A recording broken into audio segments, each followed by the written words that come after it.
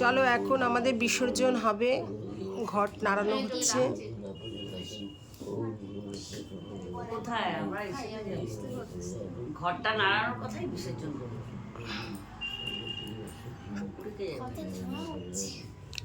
সব বিসর্জনের পর্ব চলছে এখন।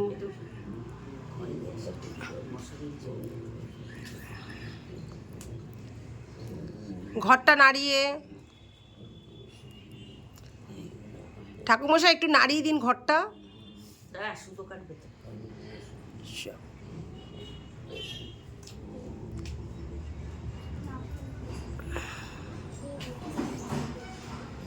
চলো ঘট নাড়ানো হয়ে গেছে, সুতো কাটা হয়ে গেছে, এখন বিসর্জনের পালা।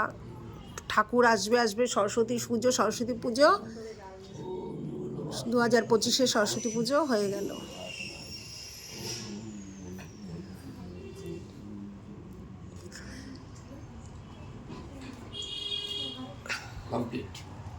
কমপ্লিট হয়ে গেল বিসর্জন। এবার বিসর্জন হলেই ব্যাস হয়ে গেল।